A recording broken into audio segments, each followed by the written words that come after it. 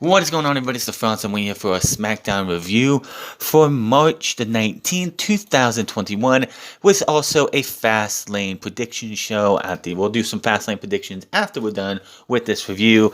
I honestly don't understand because I see people all the time doing predictions after Monday Night Raw, and I'm thinking, wait a minute, we still have SmackDown to get through. Why are we not doing why is no one doing predictions Friday night or Saturday for a pay-per-view on Sunday? It never makes any sense to me, but I used to do these things where I would do a prediction video, but nobody wanted to watch this. Are you serious? It's like, what's the point of doing a 5-minute video on predictions when you can just put it on the final show before the pay-per-view? So that's what we're doing tonight. Fastlane, of course, tonight had a main event with Fastlane implications, with Edge making his return, making his first time match on SmackDown in over 10 years to take on Jruso. The winner goes to Fastlane to be the special guest enforcer for Roman Reigns versus Daniel Bryan. Nia Jax takes on Sasha Banks for the Women's Championship.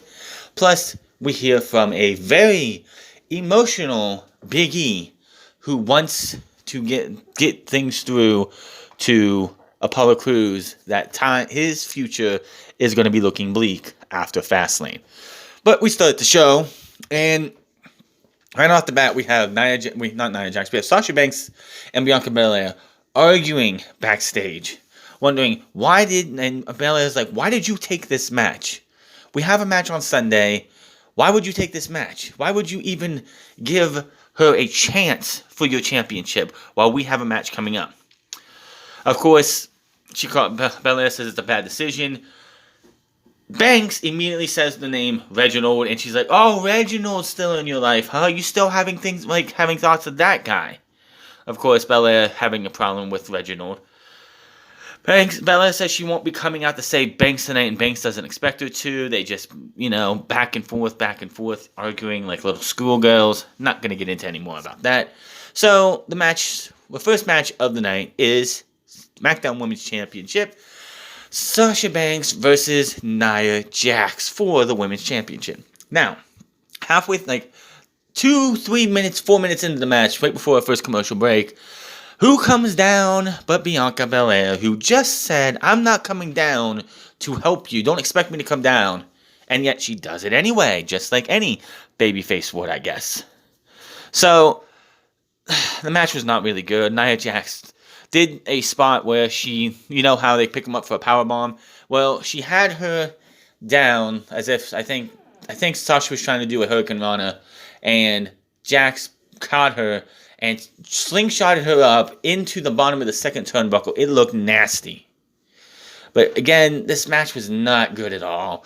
Nia Jax shouldn't be nowhere near a professional wrestling ring. She continues to be careless. She continues to be one of the worst things on TV for SmackDown and Raw. So the finish of the match comes where Belair and Basil are fighting on the outside, or getting to it on the outside. Basil rolls into the ring.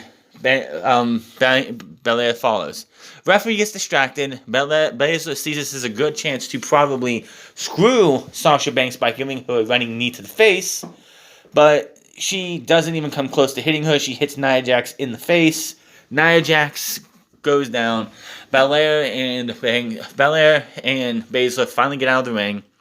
Banks with the jackknife cover. 1, 2, 3. And she wins and retains. Wow, this was terrible. Now, I always complain, why does WWE have champions lose non-title matches? Well, of course, this was a title match. But the champion, what does WWE do to protect a champion? One champion who is challenging for another championship, while you have somebody come in and make sure it's not a clean victory. Oh, now they care. When you have a bajillion other times where somebody just loses clean because WWE needs a contender, but apparently because these guys already have a contender or contenders, they just need to protect the champion going into Fastlane on Sunday.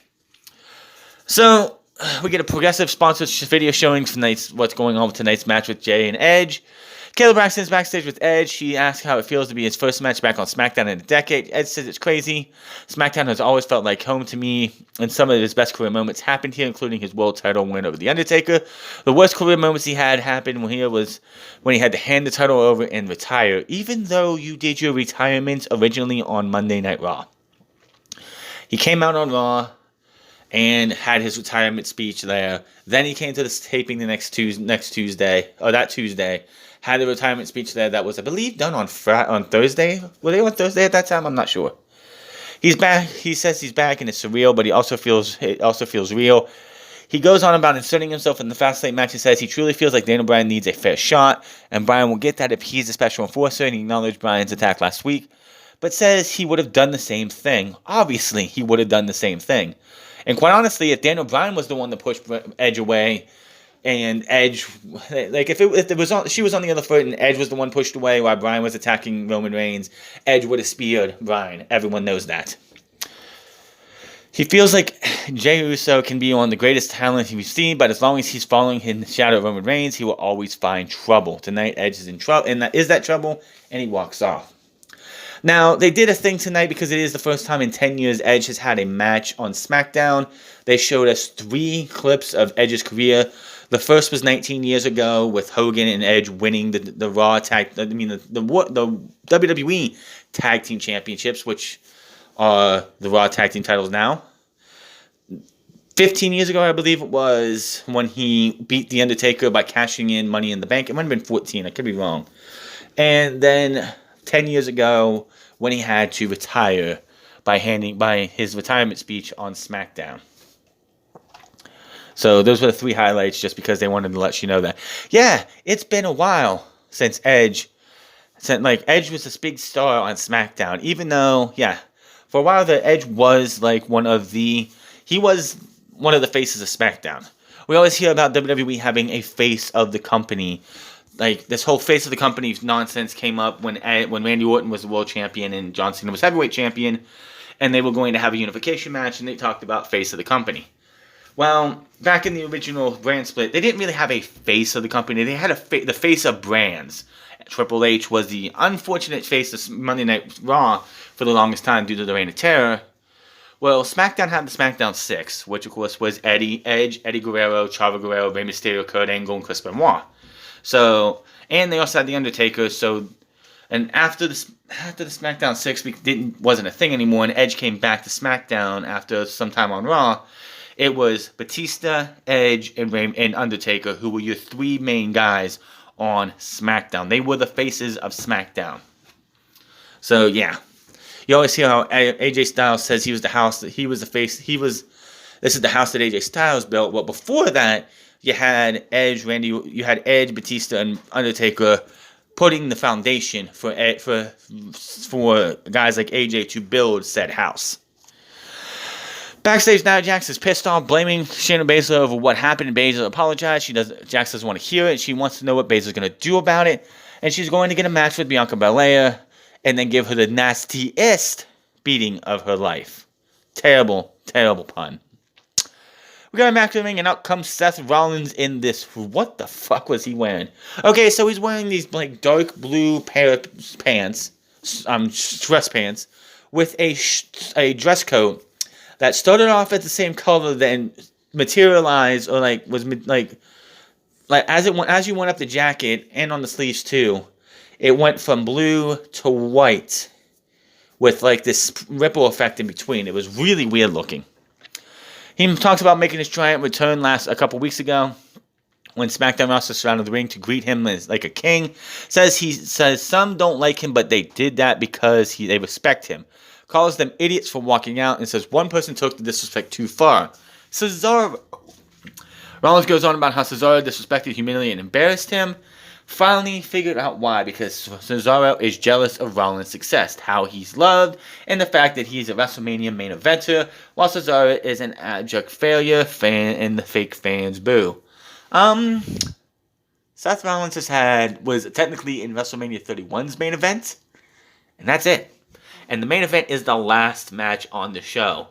The only other really two big matches he had was Seth Rollins versus Triple H and Seth Rollins versus Brock Lesnar, and you can't count a curtain jerk match, which is the first match of the show, a WrestleMania main event. It just doesn't happen like that.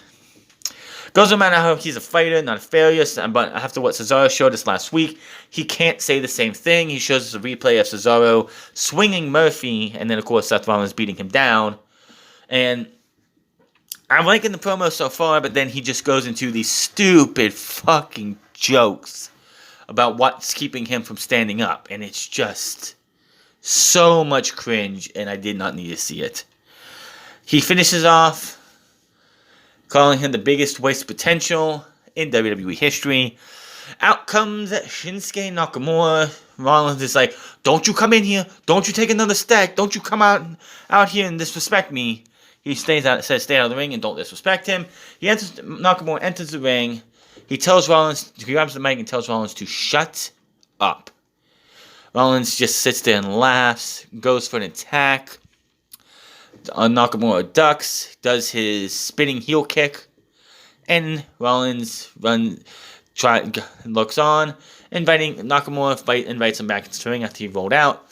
Rollins backs up against the ropes and recovers. Nakamura hits him with another shot as he comes in. He hits the Kinshasa, and Nakamura stands tall. And this is going to lead to a match between these two at Fastlane. So my question is, a lot of people were speculating, are we going to get Seth Rollins versus Daniel Bryan at WrestleMania? That doesn't seem to be the case.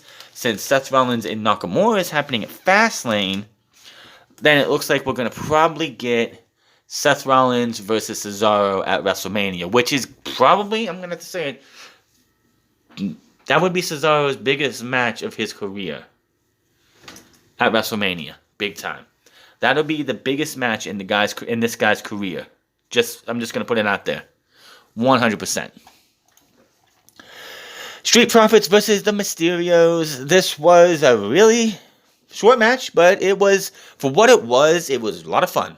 Seeing Mysterios go out there, they faced the Profits. All four guys went out there. They actually looked like they were having themselves a good time. Dawkins tags in Ford. Dawkins puts Dominic on his shoulder as Ford goes up, but Ray runs in and knocks Ford off the top, then helps Dominic roll up Dawkins for the 1, 2, 3, and the Mysterios pin the Profits. Of course, you have Dolph Ziggler and Robert Roode on commentary, and they were even surprised that the Mysterios were even able to get the win there. Now, I've been saying for weeks, that I thought that the way WWE was going for a while, with the fact that Rey Mysterio was trying to tell Dominic to do things this way, Dominic was doing things the other way, like his own way, that they were going to end up having Rey Mysterio versus Dominic Mysterio at WrestleMania, doesn't seem to be going down that way. The SmackDown Tag Team titles, as far as I know, or as far as we all know, and they're not, are not on the line at Fastlane. Well, we'll talk about that here in a second, as out comes the Alpha Academy. And Gable's like, guys, you really think that you're going to get a title opportunity before us with that win? No. Because, of course, the Alpha Academy beat the Mysterios a couple weeks ago. Of course, the Mysterios haven't heard enough. They attack Gable and Otis after Otis and the Alpha Academy is talking trash. Take them down. Ray and Dominic stand tall as we go to commercial break. We come back and we have another tag team match. And this one actually went a little longer. And my God, I hope Dominic's feeling okay, because that finish, whew, you don't want to see a big man like Otis going off the middle rope for a big, huge splash onto a guy on a. Dominic's no small guy, but he's no big guy either. I think the reason he wears the chest piece, the chest part of the shirt part of his gear, is because he's not ripped or anything like Vince McMahon likes to see. That's why you see most guys who don't have a chiseled physique having their chests covered. But hopefully there was some kind of protection in that chest piece, because he got flattened by Otis. Holy shit. He splashed and hit him so hard, the little ring bounced. I'm hoping that he didn't cave this poor kid's chest in. He's like still technically in his first year of performing. His 1 year anniversary in the wrestling business for WWE will be at SummerSlam. But hopefully this isn't gonna end the dude's career, because holy shit, I ain't kidding either. You want to see somebody get flattened in the middle of the ring? Watch Otis do a huge flying splash. If it was off the top turnbuckle, we'd probably be saying the condolences to Dominic's career, because my God, did the ring move enough? That's all I'm gonna say. Big splash wins this match for Chad Gable and Otis. After the match, the Academy stands tall as Ray recovers on ringside. Rude and Ziggler tell the announcers they welcome any and all challengers at any time. The Profits have words with them as they were sitting outside too. Here's my thing. Tag team titles are not on the line at WrestleMania. I mean at Fastlane. We have clearly 3 tag teams here, all winning shots at the tag team title champions. Of course, the Profits won a rematch. Alpha Academy has beaten the Mysterios twice. Mysterios just got done beating the Street Profits. So, the titles are probably not going to be on the line on Sunday. What's probably going to happen is at WrestleMania, because we already have the Raw Tag Team titles scheduled for WrestleMania, Omos and AJ Styles versus The New Day. So, we're going to kick it up a notch, 2 times 3, and we're going to have the Street Profits versus the Mysterios versus the Alpha Academy versus Ziggler and Rude at WrestleMania. That's where it seems to be going. Because the Profits lost to the Mysterios, and the Profits actually won the 8-man tag team match last week by pinning Robert Roode.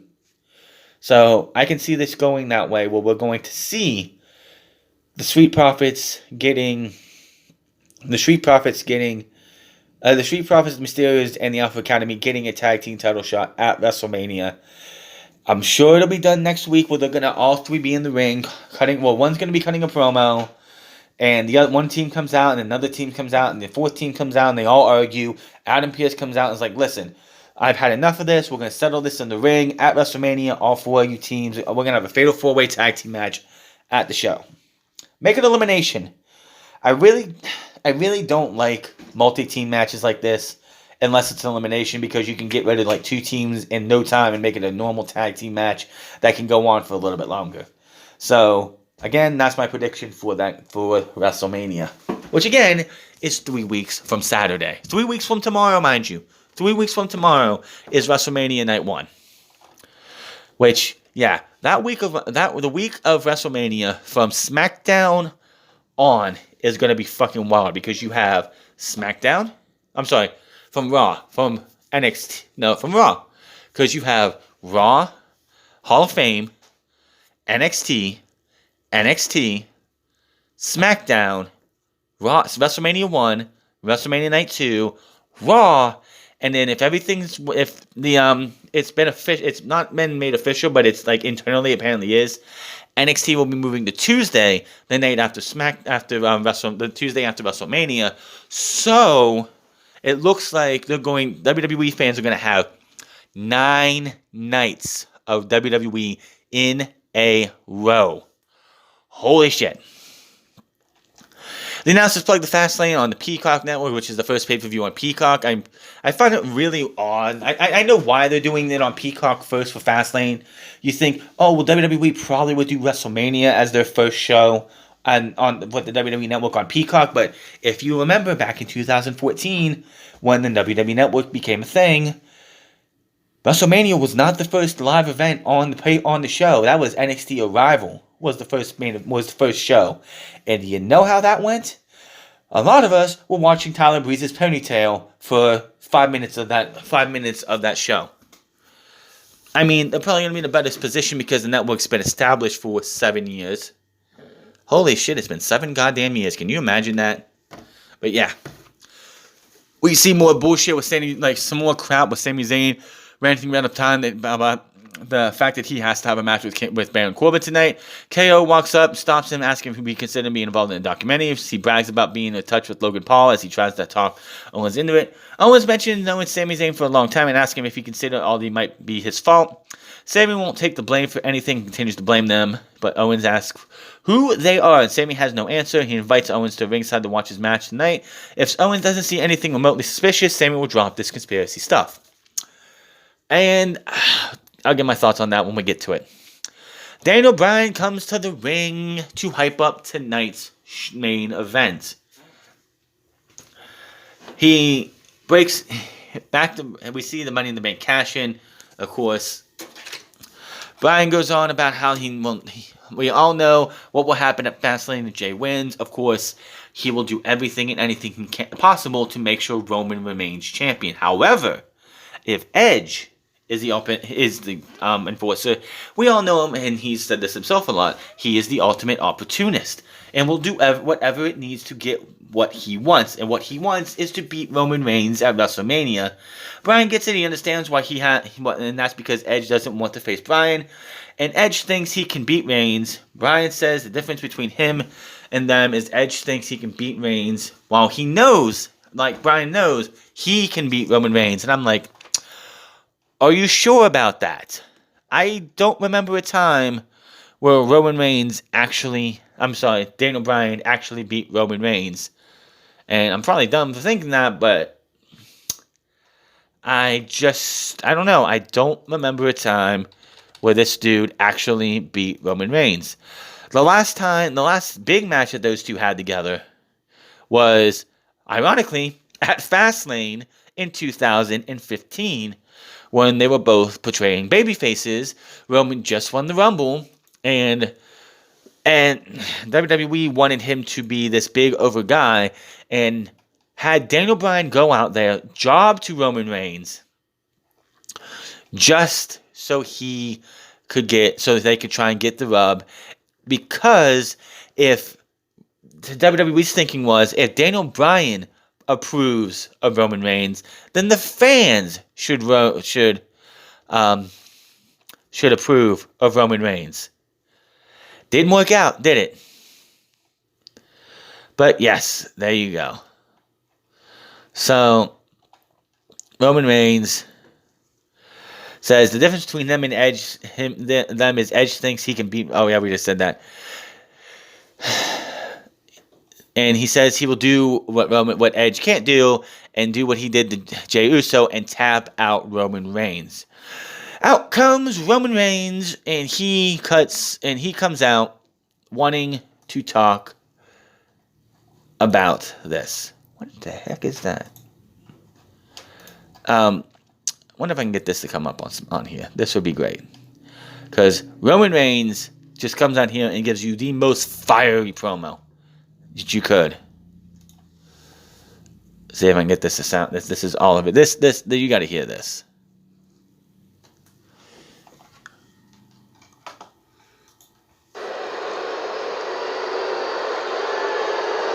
You gonna tap me out? He's gonna tap me out. Look, DB, I can deal with you telling these little lies like a couple of weeks ago about being ambitious, about deserving to be in the main event of WrestleMania. I can deal with these little white lies about yourself, but you're gonna come out here and you're gonna drag my name, you're gonna lie on the tribal chief. You can't tap me out. You don't have a chance. Paul, he's got a better chance of shooting lightning out of his ass than tapping me out. DB, you got a better chance of sprouting wings and flying out of here like a little bird than tapping me out. Understand this, little man. No one in my entire career has ever tapped me out. I would rather lose my arm than to tap out to any man. And I would rather die in that ring than to tap out to somebody like you.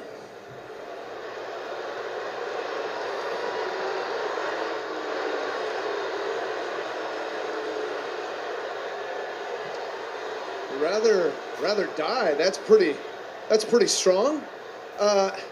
Make no mistake. You're talking about lies and lies I've told. All those things that you say about yourself, the head of the table, the this, the that, or whatever, those are all lies, man. They're all delusions. And here's the thing. Everybody thinks they're invincible until they're not. And everybody thinks they're unbeatable until they lose. Everyone thinks they're untap-outable until they tap out. So here's the thing. I'm not just going to make you quit. I'm going to break you. I'm going to break you of your beliefs. I'm going to break you of everything that you think you are. I am going to break you of your delusions. And here's the thing. I hope you don't die. But if you tap out, or if you don't tap out, I am beating you for the Universal Championship at Fastlane. Yeah, is untap-outable even a word? I mean, did Daniel Bryan just coin a new word? Anyway, it was a hell of a promo, especially the fact that it is true, just like John Cena, since he became Super Cena, Roman Reigns has never tapped out to anybody in his WWE career. So, now, with the fact that they keep going with this tapped out thing, it just makes me feel like something's going to happen on Sunday, where the referee and Edge are both going to be down. Daniel Bryan's going to have the label lock, yes lock on him, or some kind of submission, and Roman's going to tap out, but there's nobody around to call the match. So Daniel Bryan will say he tapped Roman out, but Roman can then say, listen, man, it didn't matter. Like, was there a referee there? Was Edge available? No. Something's going to happen that says this isn't, that it didn't count. That's basically what's going to happen here. So, I don't know what they're going to do, but it just feels like something they do on Sunday, because they're pushing this. Roman Reigns has never tapped out. Daniel Bryan is going to tap him out. Something is going to go down that's going to see Roman tap, but it not be the end of the match because of whatever the fuck they want to go with. So, then, this was by far the funniest fucking thing, and I really wish I had the promo for you. Well, we do have Baron Corbin versus Sami Zayn. And whoever put this promo package together needs a fucking raise. Because they put out a promo package calling it the least anticipated match in SmackDown. The match nobody asked for. Unfortunately, there will be a winner. Thankfully, there will be a loser. That was honestly the funniest thing. Whoever came up with that promo package, whoever put it together, needs a fucking raise. It was awesome. Because, yeah, nobody asked for it but the old man. Least anticipated match, yes, for anybody but the old man. My God, that was funny. It's just funny. So, we go to that match. Sami Zayn versus Corbin. Didn't really care. Sami Zayn, of course, being Mr. Conspiracy, that the referees are doing all that shit. Corbin wins. Of course, Kevin Owens on commentary, just talking about how this thing's completely stupid. Sami Zayn's he's pretty much just saying Sami Zayn's full of himself. Referee's actually on the ball, and yeah, sometimes the referee screws up, but here he was on the ball. Referee, Sami argues with him, of course. Corbin gets the win. Now, after the match, Corbin leaves. Owens tells Cole that he saw nothing out of the ordinary against Sami. Sami argues with the referee, then asks Owens if he saw the conspiracy stuff against him. Owens defends the officiating and says Sami is just mad, things didn't go his way. Sami rants, yells, and tells him to let go of this. Sami walks off and Owens turns his back to Cole and Grave, says some stuff to him, but of course, what'd you expect? Sami Zayn with the Haluva kick, kicking his head out of Tropicana Field and yelling at him to open his eyes. He yells at the referee, he yells into his cameras, and he walks away as Owens is down, and that is that. So, we did, like I said, we got the confirmation that Seth Rollins will take on Shinsuke Nakamura at Fastlane, and I'll give my thoughts on that when we do the predictions. So, then we go to, what we got here? We go to recent happens between Apollo and the champion, Big E. Here is my thing. You are not Chadwick Boseman playing T'Challa. You are not the Black fucking Panther. You are nobody, Apollo. Drop the phony fucking accent because it is so fucking cringeworthy, bullshit, and stupid. Just knock it off already. Just please knock it off already. Everyone knows it's fake. I don't care. Oh, well, he's a heel. He's supposed to do that. No.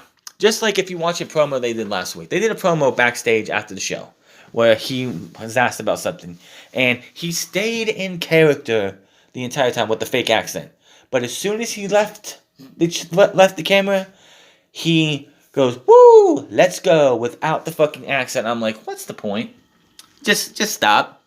Just stop doing the fake accent if you're going to be like, oh, well, he's off camera. I don't give a shit. There is no fucking reason for him to even have the accent if he's not going to carry it. Like, no, just give it the accent. It's not helping your character. If you want to keep the attitude, you want to keep the smug attitude where you feel like you're better than everybody, that's fine. If you truly are the descendant of a Nigerian prince or Nigerian king or whatever, that's fine. But you don't need the accent. You don't need the fake Chadwick Boseman, Black Panther T'Challa accent. You don't. Just get rid of it. Now, this promo between these two was just Biggie being asked, what are you going to do about, is there a way to settle this? And Biggie's pretty much like, no, man. There's no more kumbaya. There's none of that shit. You want the only thing left is to beat you up and give you everything that you deserve. And to him, that is a beatdown, a reckoning, making sure this motherfucker cannot walk after Fastlane. And of course, Mr.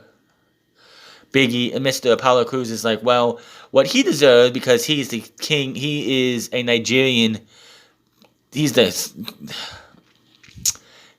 descendant of a Nigerian king, and that he is going to be the Intercontinental Champion, somebody his descendants or his ancestors could be proud of. And I'm just like, no. So Biggie decides he's going to go Apollo hunting, gets into a golf cart, because they're in the Tropicana Field. It's a huge fucking place, just like everyone wondering, why does it take a while usually for people to come make a save in AEW? Because Daly's place is connected to TIAA Bank Arena, and the dressing rooms are all the way on the other side of TIAA Bank Arena. Which makes no fucking sense why they do that, but it is what it is. So, he does eventually find him. They do brawl for a bit. Biggie beats the living fuck out of this guy till the referees and officials come over to stop Biggie. Apollo gets into another golf cart and exits out of the way. This needs to be it for these two. Whatever happens on Sunday, win, lose, draw, this is it. No more rematches, no more nothing. It's time to move on with a Biggie stays champion or Biggie does something else. So, yeah. There's that. Bianca Belair versus Shannon Basil. This one, I'm like, these two are really, like, Baszler's just fucking on another level over most of these women in the WWE. Belair is improving. Why can't they get excited for this match? Oh, that's right. Like 2 minutes into this match, Natalya and Tamina, who a couple weeks ago were bitching and complaining because they weren't in the tag team title match at Fastlane, which they beat the number one contenders last week. Just put them in the match. Make it a triple threat match. You can do that for anyone else, it seems like. Why can't you do it for them? Just to get them off your back. So they beat the hell out of these two, just beat the hell out of them, send them all, beat them down, beat everyone around town down. No Sasha Banks anywhere to be seen. She's nowhere to be found. And that was that. So I don't understand why they're not giving these guys, putting these guys in the title match. Maybe they will, and it just hasn't said anything yet. As far as I know, it's still only a tag team match, not a triple threat tag team. But I could totally see them going with them honestly, it feels like Natalya and them are probably going to get the title match at WrestleMania, which, unless, and we'll talk about that later, something else happens at the pay-per-view. So we go to Jruso versus Edge. This was good, but it was decent, I should say. Now, I missed it or something, but for whatever reason, Edge's ribs started bothering him, so of course Jruso got into that. So Edge was like, you know what, I have an injured rib, I'm going to fuck your shoulder up. So he starts working over the guy's shoulder, beating it up.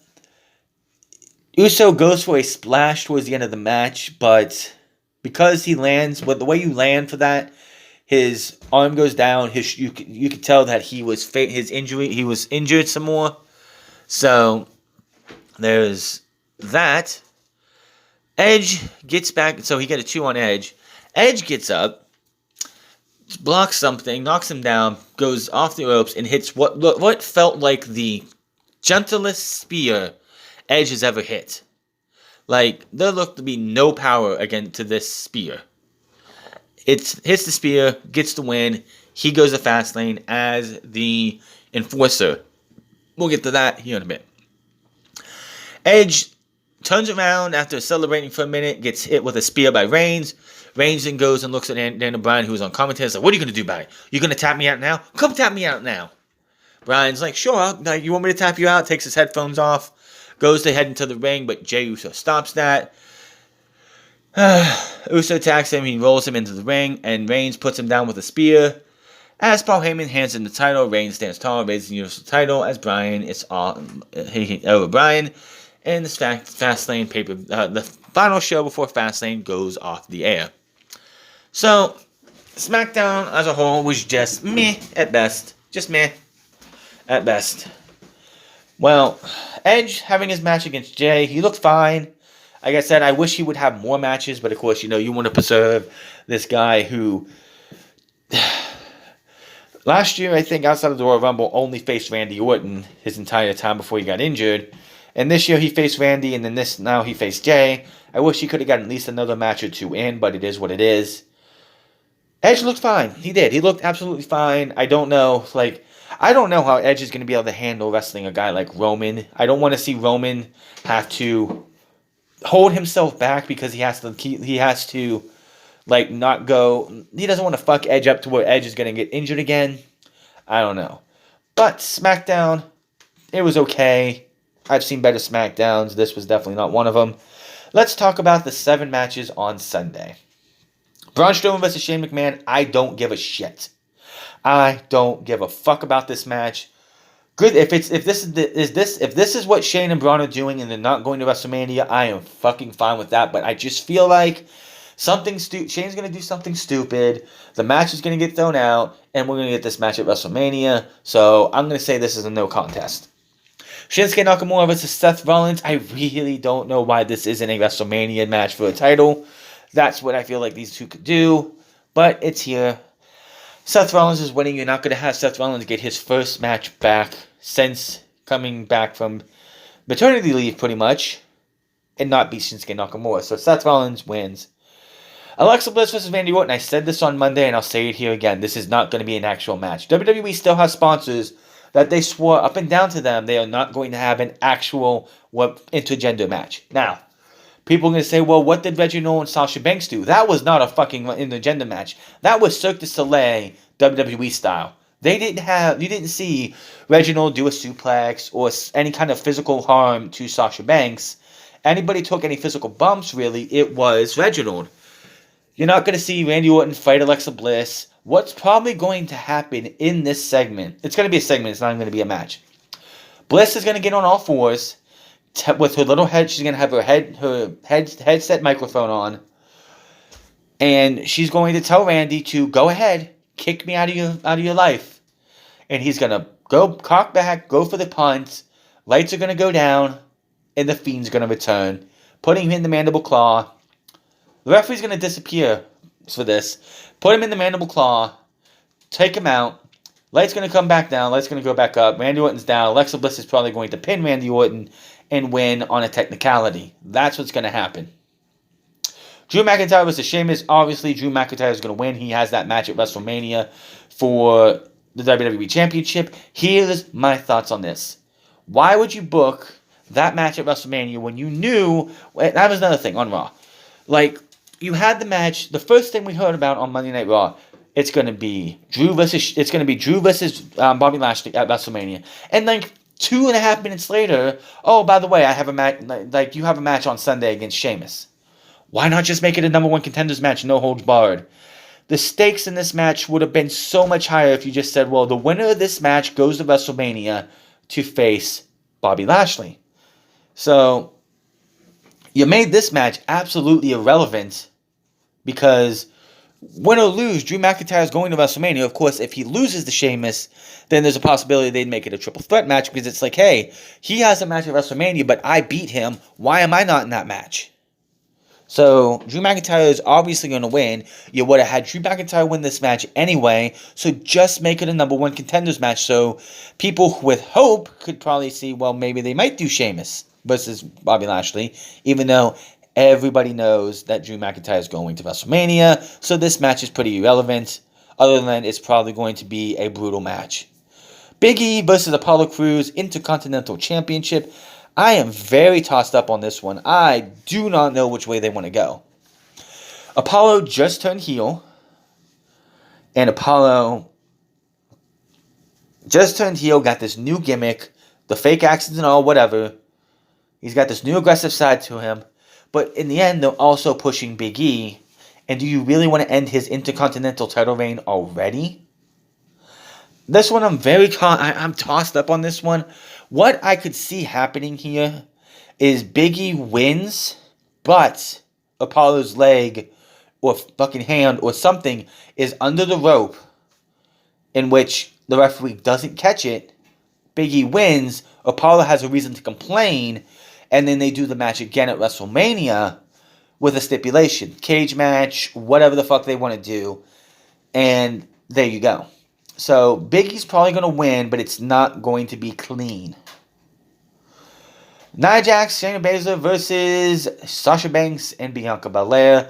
I am very torn on this match because obviously Shayna Baszler and Nia Jax should lose the tag team titles and Nia Jax should be going for the women's championship against Asuka at WrestleMania. That's where I think they should be. And they correct the mistake they made last year by having Shayna Baszler go over Asuka at WrestleMania. Knowing, they're going to probably go Charlotte versus Asuka again, have Charlotte win again for her umpteenth time moment at fucking WrestleMania. But then here's the problem. Sasha Banks and Bianca Belair are facing each other at WrestleMania for the Women's Championship. Is WWE going to go down the route of John Cena and Shawn Michaels from all those years ago? I think it was like WrestleMania 23. Let me look this up. Good thing Wikipedia still has this shit right. Hey, look at that. WrestleMania 23. Was that one? Yeah. John Cena versus Shawn Michaels. I actually got that one right. Wow. WrestleMania 23. Where at the time, they were the tag team champions. So, yeah. This was definitely definitely one of those things that it's like, are they going to go back to what they did then to give us the same thing here, only this time in the Women's Championship? I really, really hope that's not where we're going to go. I